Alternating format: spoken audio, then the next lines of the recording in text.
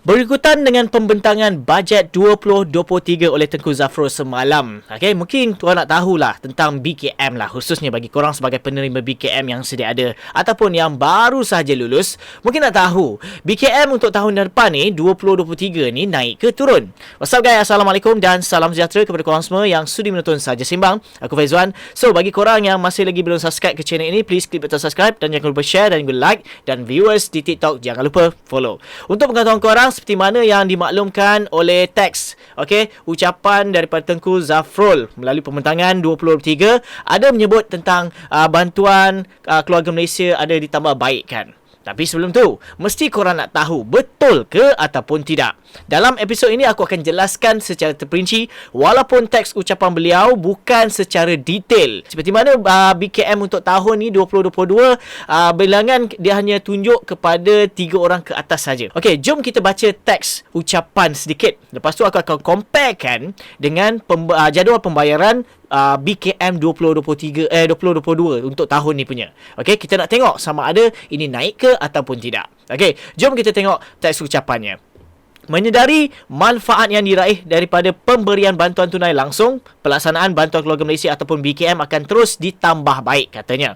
Dengan itu, untuk tahun depan, isi rumah berpendapatan bulanan RM2,500 dan menanggung 5 orang anak ataupun lebih, 5 bukan 4 layak menerima BKM sebanyak RM2,500. Okey, kita khususkan kepada ini dulu sebab apa? Ini adalah merupakan kategori yang baru.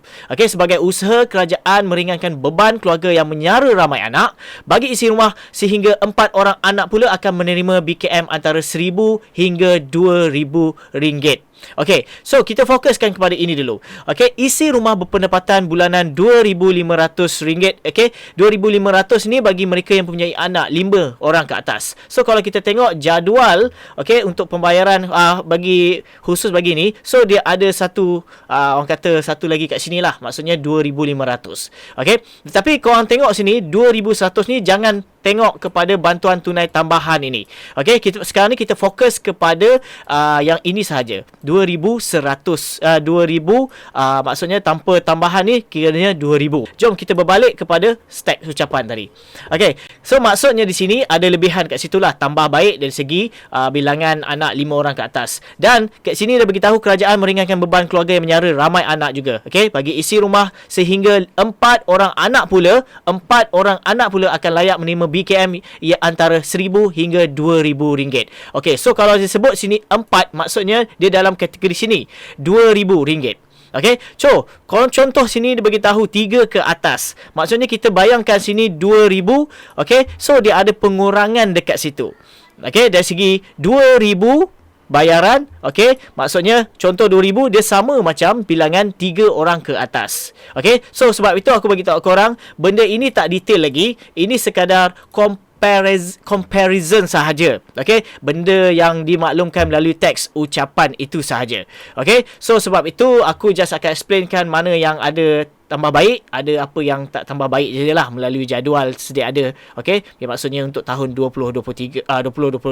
Okey, dan kita tengok paparan ini pula, dia ada menyebut kepada isi rumah berpendapatan RM2,500 hingga RM5,000. Okey, BKM yang disediakan adalah antara RM500 hingga RM1,250 bergantung kepada bilangan anak. Ini dia tak spesifikkan, tetapi ini rujuk jugalah aku rasa. Okey, sama macam kata paparan ataupun statement di atas ni jugalah. Okey, cumanya aku akan comparekan dengan bagi mereka yang berpendapatan RM2,500 ke RM5,000, walaupun sebelum ini jadual dia adalah RM2,501. Kalau kita rujuk kepada sini, okey, kalau kita tengok sini, bagi yang bilangan yang 3 orang anak ke atas adalah RM900. Kita tak campur dengan bantuan tunai tambahan ni sebab ini adalah bantuan yang waktu itu dimaklumkan sahaja. Tetapi khusus aku nak tunjukkan adalah basic punya pembayaran dulu punya BKM dan sekarang tanpa bantuan tunai tambahan. Maksudnya dia akan dapat 800 jumlah maksimum. Dan kalau kita lihat dekat sini, okey, dia bagi tahu RM1,250. Ini maksimum maksimum yang dimaksudkan mungkin dia dalam kategori 5 orang anak ataupun lebih. Itu yang ditambah baikkan. Okey, dan RM1,250 ini adalah mungkin dalam kategori inilah. Okey, maybe kat sini kan 3, 4, 5 lebih kurang macam itulah. Okey, so dalam kategori 4 orang anak tu aku tak tahu lah berapa. So tak sebut detail kat situ. Okey. So dan kita tengok kepada warga emas tiada pasangan serta golongan bujang pula, mereka akan terus menerima BKM masing-masing sebanyak RM600 dan RM350. Ini adakah orang kata naik ataupun turun? Okey, kalau kita tengok sini 600, 350, jom kita pergi ke jadual pembayaran yang lama. So dia merujuk kepada paparan ini.